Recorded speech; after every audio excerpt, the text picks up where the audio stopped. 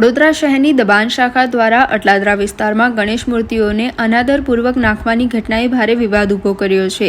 પ્રાપ્ત માહિતી મુજબ વડોદરા મહાનગરપાલિકા દ્વારા 3 ડમ્પર નવી જૂની શ્રીજીની મૂર્તિઓની ભરવામાં આવ્યા હતા, જેમાંથી એક ડમ્પર સીધું કાદવ કીચડ અને ગંદકીથી ભરેલી જગ્યામાં ખાલી કરી દેવામાં આવ્યો હતો। આ જગ્યા છે જ્યાં સામાન્ય રીતે શહેરનો કચરો ફેંકવામાં આવે છે અને હાલ ત્યાં ભયાનક ગંદકી અને દુર્ગંધ છે। તંત્રના આ પ્રકારની કામગીરીને લઈને લોકોની ધાર્મિક લાગણી દુભાઈ છે।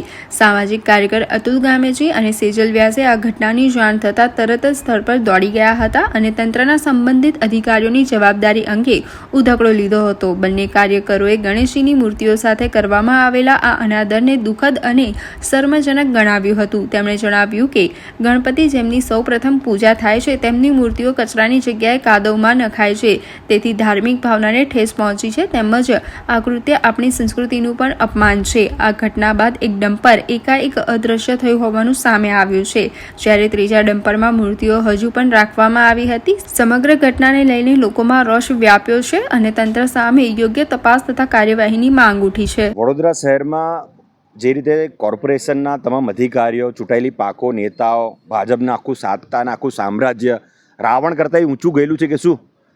રાવણ પણ ભગવાનની પૂજા કરતો હતો, આખું લંકા પૂજા કરતું હતું ભગવાનની। તમે તો ભગવાનને પણ કચરાપેટીમાં નાખો છો। જે રીતની પરિસ્થિતિ તમે કરી છે, આના કરતાં ખરાબ હાલત ભગવાન તમારી કરશે, તમારા આખા ખાનદાનની કરશે। જે લોકોએ પણ આ કૃત્ય કર્યું છે એ બહુ જ ગંદી હાલત ભગવાન એમની કરશે। આ દિલથી અમારી હાય છે, કારણ કે તમારે એક રોડ રસ્તા બનતા નહીં, ગટર બનતી નહીં, કશું થતું નહીં। જે લોકો મૂર્તિ બનાવતા હતા, જે મૂર્તિ બનતી હતી આવનાર ગણપતિ ઉત્સવ માટે, એ મૂર્તિઓ તમે લાવીને જે રીતે ડમ્પ કરીને કચરાપેટીમાં, એ પણ ડમ્પિંગ યાર્ડમાં કચરાપેટીના જ્યાં નાખે છે એમાં તમે ભગવાનને નાખ્યા છે। અગાઉ પણ તમે આ જ રીતનું કૃત્ય કરેલું। ઓપી રોડ પર મંદિર તોડીને રાત્રે 3 વાગે ભગવાનને કચરાપેટીમાં નાખેલા। એ જ પરિસ્થિતિ આજે ફરી નિર્માણ થઈ છે। વડોદરા શહેરના લોકો આ સાકી નહીં લે। અમે ભગવાનની બહુ આસ્થા, શ્રદ્ધા અને ભક્તિથી પૂજા કરીએ છીએ। રાહ જોતા હોય 10 દિવસ, આખું વર્ષ કે ક્યારે ગણપતિ બાપ્પાની સ્થાપના થાય। તમામ યુવાનો, તમામ છોકરાઓ, તમામ પોળ, તમામ મંડળ આની પ્રતીક્ષા કરતી હોય, તૈયારી કરતી હોય। તમે એ ટાઈમ પર જે રીતે ભગવાનને કચરાપેટીમાં નાખ્યા છે, ગણપતિ બાપ્પા જ તમને હવે સબક શીખવાડશે ને તમને પણ કચરાપેટી કરતાં ગંદી જગ્યાએ નાખશે। આ અમારા દિલથી હાય લાગે છે। જય ગણેશ।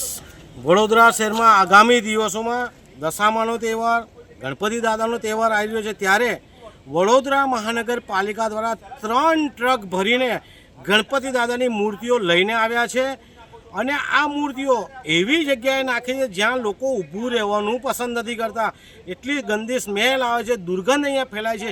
એવી ગંદી જગ્યાએ 3 ટ્રક ભરીને જે ગણપતિ દાદાની મૂર્તિઓ લાવ્યા છે અહીંયા ફેંકવામાં આવી છે, રીતસરની નાખી દીધી છે। તો જે રીતના હિન્દુઓની લાગણીઓને ઠેસ પહોંચાડવાનું કૃત્ય કર્યું છે, તો આવા મેયર, આવા ચેરમેન, આવા કમિશનર સાહેબે રાજીનામું આપી દેવું જોઈએ અને જેણે હુકમ કર્યો છે એવા અધિકારીને પણ ડિસમિસ કરવો જોઈએ। હિન્દુઓનો તહેવાર જ્યારે આવતું હોય, હિન્દુત્વની વાતો કરતા હોય અને હિન્દુના તહેવાર સમયે જ આવું ગણપતિ દાદાના મૂર્તિઓને ફેંકવાનું જ્યારે કૃત્ય કરતા હોય, ત્યારે હિન્દુઓની લાગણીને ઠેસ પહોંચી છે।